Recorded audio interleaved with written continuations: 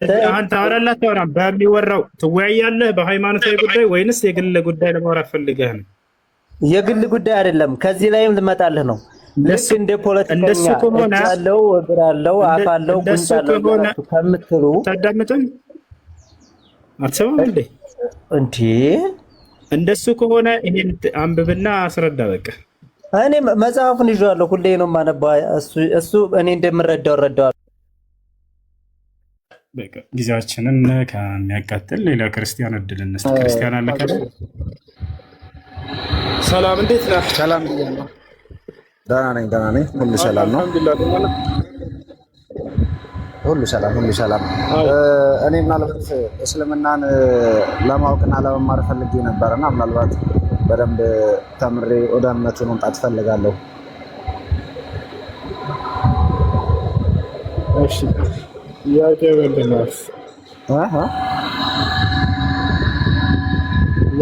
ነው? ኦኬ፣ እሺ፣ 3 ጥያቄዎች አሉኝና እዛ ላይ ግልጽ ማብራሪያ ካገኘው ያው ወደ እምነቱ ልገባ ከራሴ ጋር አውርቼ ስለወሰንኩኝ ከተቻለ እነዛን ጥያቄዎች እንድትመልሱልኝ እፈልጋለሁ። ጥያቄዎችን ልጠይቅ እችላለሁ? ኦኬ፣ እሺ፣ አመሰግናለሁ ድል ስለሰጠኝ አመሰግናለሁ። አንደኛው ጥያቄ ምንድነው ቁርአን እና መጽሐፍ ቅዱስ ሲጻፉ ቅደም ተከተል አላቸው ወይ? ለምሳሌ ቁርአን ላይ ኢሳ፣ መርየም፣ የሱፍ፣ ኢብራሂም እያለ የእነ አብርሃምን፣ የማርያምን፣ የኢየሱስን ስሞች ይጠቅሳል። ስለዚህ ቅደም ተከተል አለው ወይ ካለን አለው ወይ የለውም የሚለውን መጀመሪያ ትመልስልኛለህ። ሁለተኛ ደግሞ እዚሁ ላይ አያይዘህ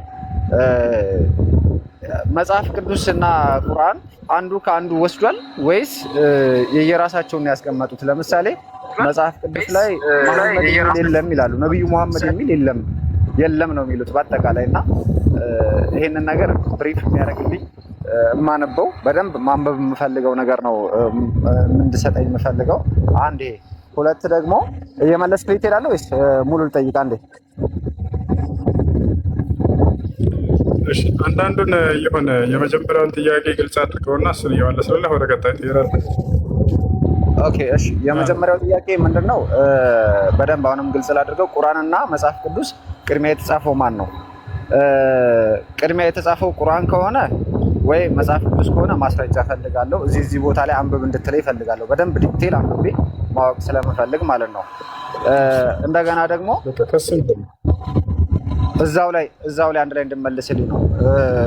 አንዱ ለምሳሌ ማርያም፣ ኢሳ፣ ኢየሱስ እያለ የተጻፉ ጽሁፎች አሉ። እነዛ ጽሁፎች የትኛው ነው? ቁርአን ነው መጽሐፍ ቅዱስ ነው ከአንዱ የወሰደው የሚለው ነገር ብሪፍ እንድታደርግልኝ ይፈልጋለሁ። በጣም ሰው ስራ ቦታ ስለሆንኩ ነው ንፋስ ያለውና ይሄን ሁለቱም መልስልኝና ወደ ቀጣይ ጥያቄ እሄዳለሁ። መልስ ሳይሆን እንትን ስጠኝ፣ የማነበውን ሪከመንድ የምታደርገኝን እንትን ስጠኝ፣ መጽሐፍ ስጠኝ።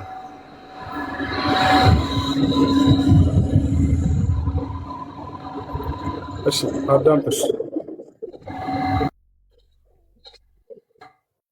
እሺ፣ ከቁርአን እና ከመጽሐፍ ቅዱስ ማን ነው ቀድሞ የተጻፈው የሚል ጥያቄ ነው። በመጀመሪያ ከሁለቱ ማን ነው ቀድሞ የተጻፈው ሲባል ጊዜ ምን አይነት ጥያቄ ይመስላችኋል? የማነጻጸር ጥያቄ ነው አይደለ? የማነጻጸር ጥያቄ ነው። የሚነጻጸሩ ነገራቶች ደግሞ ተመሳሳይ የሆኑ ነገራቶች መሆን አለባቸው የሚለው መታወቅ አለበት። ገብቷችኋል? ተመሳሳይ የሆኑ ነገራቶች ናቸው መነጻጸር ያለባቸው። የማይመሳሰልን ነገር ለማመዛዘር መሄድ ጥያቄ ውስጥ ይሆናል። ስለዚህ ለማነጻጸር ሁለቱ ተመሳሳይ ናቸው አይደሉም የሚለውን ሁለቱን አመጣጥ ማወቅ ይቀድማል። ቁርአን ከአምላክ ዘንድ በነቢዩ ሙሐመድ ሰለላሁ ዐለይሂ ወሰለም በኩል በቃል በገብርኤል በኩል የመጣ ነው።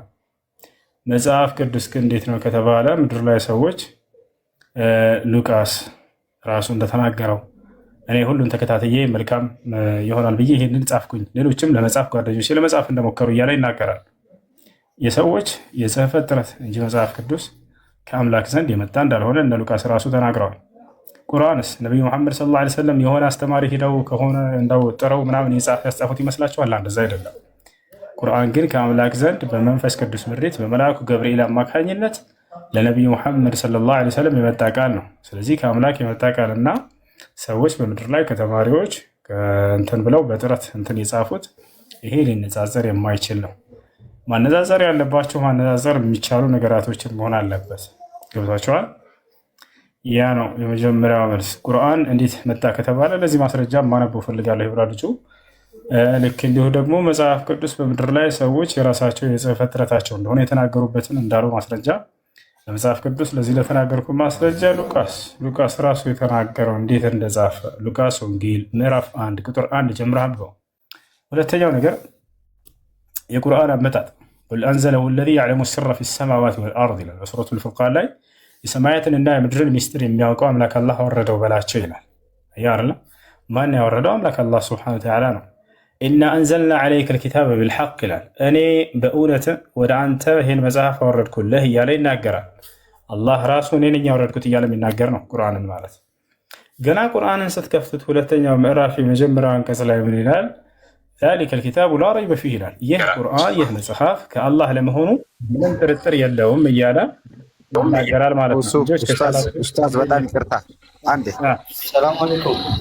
እሺ በጣም ይቅርታ በጣም ሰው በማል ስለገባብን ምንድነው የፈለግኩት መሰለ አንተ የፈለግኩት ምንድነው መሰለ ማብራሪያ ሳይሆን ማብራሪያ እኔ ምናልባት ከወጣው በኋላ ስራ ላይ ስለሆንኩኝ ብዬ ነውና እንትኖችን ነው የምፈልገው። ለምሳሌ ሉቃስ 1:1 ጀምረህ አንብብ ብለኛል። ልክ እንደዛ አይነት ነገሮች እንድሰጥ የፈለገ ነው። እሺ ይቅርታ። በቃ ላውጣለሽ። በቃ ቁርአን እንዴት እንደመጣ ከዓለማቱ ጌታ መጣ፣ ገብርኤል አወረደው ከእርሱ ዘንድ በአንተ ላይ ከነቢያቶች ብትሆን ብሎ የተናገረበትን ልስጥህ። እሺ ከላይ ያለው እስከዛም የተናሰው ሰላም ከላይ ያለው አለ። እሺ እንደገሌ ምዕራፍ 26 192 ነው። እሺ ምን ነበር? ሰላም አለይኩም። አንዱ ወንድማችን ሻሃዳ ሊይዝ ነው እና ሻሃዳ እንድታስይዝልን ነው። እዚሁ አንተ በምታስተላልፈው እንትን ላይ በቀደሙም ዲቤት ላይ በመሞርከስ እስካሁን ድረስ እያዳመጠ ነበረ።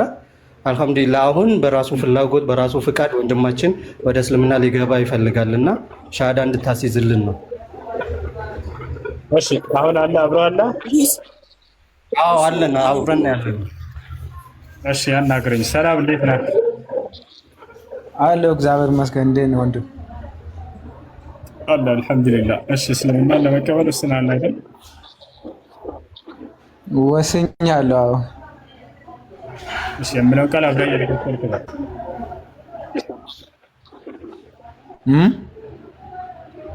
የምለውን ቃል አብረን እየተከተልክ በል። እሺ እሺ።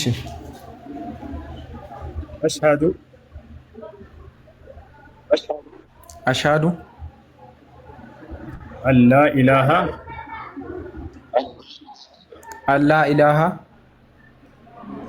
ኢላላህ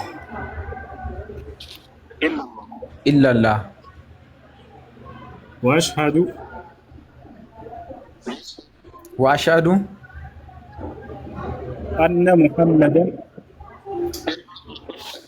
አነ ሙሐመደን ረሱሉላህ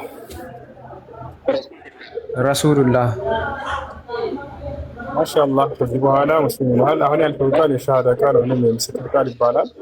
ማንኛውም ሰው ወደ እስልምና ሃይማኖት ሲገባ ጊዜ የሚሰጠው የምስክር ቃል ነው። ትርጉሙ እነሆ ከአላህ በስተቀር በእውነት የሚመለክ ሌላ አምላክ የለም ብዬ እመሰክራለሁ፣ ሙሐመድም የአላህ መልእክተኛ ናቸው ብዬ እመሰክራለሁ ማለት ነው። ጓደኛው ሶላት አሰጋገድ ምናምን ያስፈልግ ሶላት መስገድ ጀምር። እስላማዊ ትምህርቶችን ተከታተል። ጥያቄዎች በሚኖረው ጊዜ መጠየቅ ትችላለህ። አይ እሱ የእኛንም መልሳ እኛም ሻሃዳ እንድንይዝ እኛንም አስተምረናል። በነገራችን ላይ ሻሃዳ የሚይዙ ልጆችን ከኋላ ጀርባቸውን እያየ ነው እሱ። ምክንያቱም ብዙ ልጆች ሙስሊም ሆኖ ሻሃዳ የሚይዙ ልጆች አትሰማም እንዴ? እዚሁ ሆነሽ ቢያንስ እስከዛሬ አለው እሱ እሺ አንዴ ትቀጥላለህ። ሜት አድርገሽ እዚሁ ሆነሽ እየሰማሽ እኔ ሙስሊም ነኝ አለ ልጁ ባለ ፕሮፋይሉ አይደለም። ግን ጓደኛዬ ስለምን አታዳምጪም? ታዲያ ቢያንስ የሆነ ነገር እኮ ጥያቄ ክሮስ ጥያቄ መጠየቅ ይኖርብሃል እኮ ክርስትና ስለመሆኑ ክሮስ ጥያቄ ልጠይቀው ይገባል። እሺ አዳምጪ። እሺ እሱ አይ ለእናንተ ለእናንተው ብዬ ነው። አዳምጪ አንድ ጊዜ። ሰሞኑን የያዟቸው ነገር ምንድን ነው? ሰው ሲሰልም ጊዜ ኡስታዝ ቀጥታ ሄደው ሪከርድ ያደርጉና ፕሮፋይላቸው ላይ ገብተው የሙስሊም ነገር ስለሆነ ሪፖስት ያደረጉት ላይክ ያደረጉት ምናምን የፖስተቱት፣ ስለዚህ ሙስሊሞችን እያሰለሙ ያሉት ይላሉ። ቢያንስ 20 ሆነው ከሰለሙት መካከል የሁለት ምናምን ያወጡ።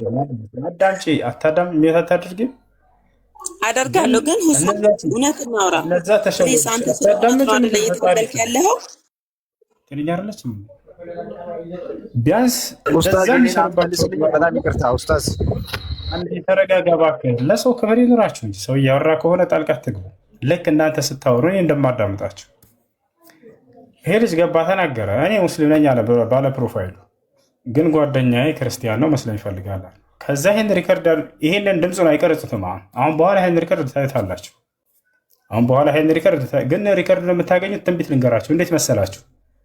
እኔ ባለ ፕሮፋይሉ ልጅ ሙስሊም ነኝ፣ ጓደኛዬ ደግሞ አብሮኝ ያለው ክርስቲያን ነው፣ እርሱ መስለኝ ይፈልጋል የምትለዋ ትቆረጥና ትጣላለች። ከዚያስ ልክ ልጁ ሸሃዳ ሲይዝ ጀምረው ይቀርጹትና ግቡና ፕሮፋይል ውስጥ ተመልከቱ ብለው ይሸውዳቸዋል።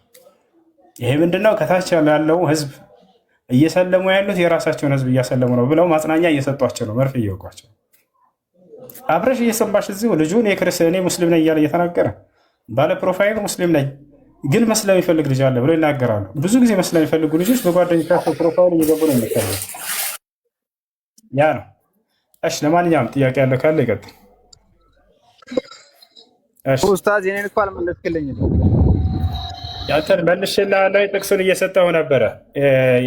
ምዕራፍ 26 ቁጥር 192፣ 193፣ 194 ላይ ታገኘዋለህ። ቁርአን እንዴት እንደመጣ ወኢነሁ ለተንዚሉ ረቢል ዓለሚን ይላል። ይህ ቁርአን ከዓለማቱ ጌታ የተወረደ ነው። ነዘለ ቢሂ ሩሑል አሚን ይላል። ከዓለማቱ ጌታም ዘንድ መልአኩ ገብርኤል አወረደው ይላል። ዓላ ቀልቢከ ሙሐመድ ሆይ በአንተ ልብ ላይ ሊተኩነ ሚነል ሙንዚሪን ከነቢያቶች እንድትሆን ዘንድ ይላል። ስለዚህ ከነቢያቶች መካከል አንዱ እንድትሆን ዘንድ ከዓለማቱ ጌታ ቁርአንን መልአኩ ገብርኤል አወረደ የሚለውን ቃል በቃል እዚያ ጋር ታገኝታላችሁ። ምዕራፍ 26 ቁጥር 192 ላይ ቀጣይ ጥያቄ መቀጠል እችላለሁ? ይቻላል። ኦኬ ማነው ቁርአንና እስልምናና ክርስትና ማን ቀድሞ መጣ የሚለውን የማይነጻጸሩ ናቸው፣ መነጻጸር አይችሉም ብለኸኛል። እና ያው ምናልባት አክሴፕት የማደርገው መልስ የለውም ብዬ ነው አክሴፕት የማደርገው። ምክንያቱም መነጻጸር አይችሉም ከሆነ መልስ የለውም ብዬ አምናለሁ ፐርሰናሊ ማለት ነው። ይሄንን እንደዛ ውሰድልኝ። ሌላ አንዴ ስለ መጽሐፍ ነበር ሲጠይቅ የነበረው። አሁን ደግሞ ስለ ሃይማኖት አደረግከው። ጭራሽ እየጠየቅ ያለ ሆነው ከኔ ጋር አይደለህም ማለት ነው። ከሁለቱ መጽሐፍ ማነው ቀድሞ የተጻፈው ነበር ጥያቄ እኮ። ያን ነው እየመለስኩልህ ያለሁት። በዚያ ላይ መልስ ሰጠው። እሺ መልካም። መሰረት አድርገን አልተስማማኝም ማለት ትችላለህ። አሁን ቆይ እንጂ አንዱን እያጠራ እንድንሄድ መልሱን ሰጥቻለሁ አይደለ? ስለ መጽሐፍ ቅዱስ ምን ብዬ ነው የመለስኩልህ? ምንስ ማስረጃ ሰጠሁ? ስለ ቁርአን አመጣጥስ ምንስ ብዬ መለስኩልህ? ምንስ ማስረጃ ሰጠሁ? ድገምልኝ እስኪ። እዚያ ላይ ተመርኩዘህ ይሄ መልስ አልተስማማኝም በል። ኦኬ እሺ። ስለ መጽሐፍ ቅዱስ አመጣጥ ሉቃስ 1 ጀምረህ አንብብ ብለኸኛል። የቁርአን አመጣጥን ደግሞ ምዕራፍ ይሄንን እንትን በልልኝ፣ ሳልጽፈው እንትን ሆኖብኝ ነው። ትደግምልኛለህ? ይሄንን የመጽሐፍ ቅዱሱን ግን ይዤዋለሁ።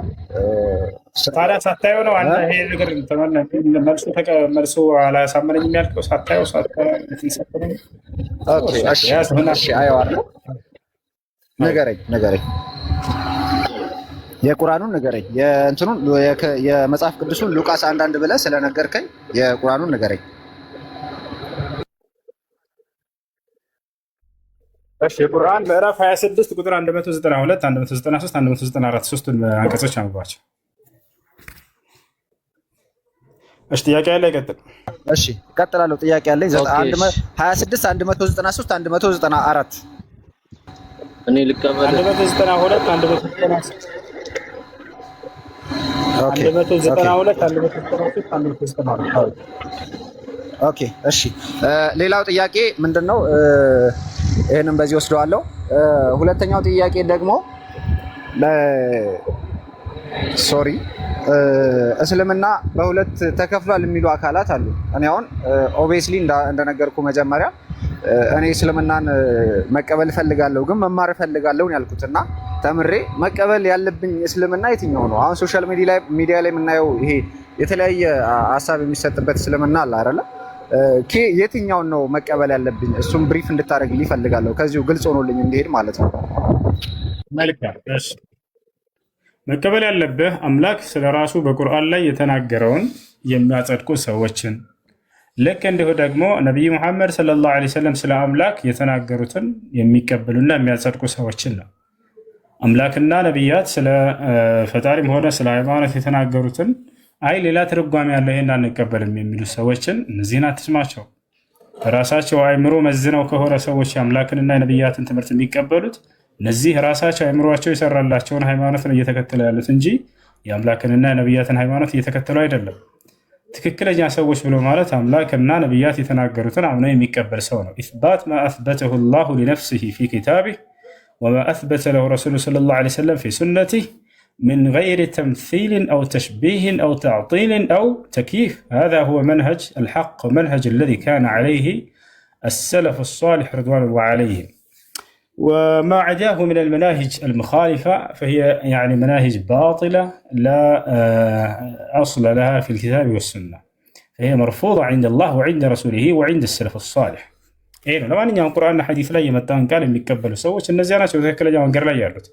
ከዚያ ውጭ ግን በራሳቸው አይምሮ መዝነው ካልሆነ በስተቀር የአምላክን ባህሪና የአምላክን ንግግር የማይቀበሉ የሆኑ ሰዎች ከሆኑ هؤلاء يعني العقلانية የራሳቸውን አይምሯቸው የተቀበለላቸውን ብቻ የሚቀበሉ ሰዎች የአይምሯቸው ተከታይ ናቸው። እነዚህ አይምሯቸውን ነው ያመለኩ ያሉት።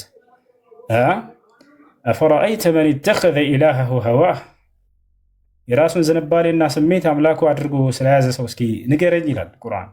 የራሳቸውን ስሜትና ዝንባሌ የተቀበላላቸውን ይቀበላሉ። አይ ያንን ካልተቀበለላቸው ይሄንን ልንቀበለው አልችልም ብለው የሚያጸድቁ ሰዎች ናቸው። ይሄ እንደዚያ ከሆነ ራሳችንን ሃይማኖታችንን ፈጥረን እየተከተለን ያለ ነው ማለት ነው። ነገር ግን ሙስሊም ብሎ ማለት ለአምላኩ እጅ የሰጠ ሰው ሲባል ጊዜ አምላኩ የተናገረውን ቃል አምኖ የሚቀበል የተላከለት ነቢይ ያ ነቢይ ያስተማረውን ትምህርት አምኖ የሚቀበል ሰው ነው። ያንን ስንቀበል ጊዜ ታዲያ ስለ ፈጣሪ የተነገሩ መገለጫዎችና ባህሪያቶችን ከፍጥረታት ጋር ያለምንም ማመሳሰል ሳታመሳሰል እንዲህ ነው ብለህም በራስህ ተፈላስፈህ ሳትገልጽ ራሱ በተናገረው ልክ እርሱ የማይመረመር የሆነ ረቂቅ የሆነ ማንነት አለው ብሎ አምኖ ያንን መቀበል ያ ነው። በጣም አመሰግናለሁ። ምናልባት አንዲት የመጨረሻ ጥያቄ መጠየቅ ከቻልኩኝ ይፈቀድልኝ። አንዲት የመጨረሻ ኦኬ።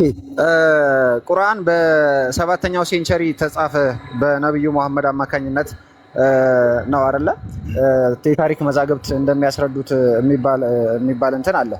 መጽሐፍ ቅዱስ ደግሞ በአንደኛው ክፍለ ዘመን የሚልም መዛግብቶች አሉ እና ስለዚህ አሁን የክርስትና መጽሐፍ ቅዱስ ቀድሞ ነው የተጻፈው ማለት ይችላል ወይስ ቁርአን ነው ቀድሞ የተጻፈው ማለት ይችላል? ማለት አሁን የክፍለ ዘመናት ልዩነት ራሱ ስላለው ይሄንን እንዴት አድርጌ ልቀበል? ወደ ራሴ እንዴት ልቀበለው? ቅድም መልሼልሃለሁ። ባታስደገኝ መልካም ነበር ከኔ ጋር በተሆኑ ጥያቄ ከጠየቃችሁ በኋላ። አሁን ቁርአንና መጽሐፍ ቅዱስ ብለህ እያነጻጸርክ ነው። ማነጻጸር ላይ ከገባን የሚነጻጸሩ ነገራቶች መሆን አለባቸው፣ ማነጻጸር የምንችላቸው። ይሄን ልናውቅ ይገባል። የማይነጻጸርን ነገር ማነጻጸር የማይሆን ነገር ነው። ገብታችኋል? ያ ነው። ስለዚህ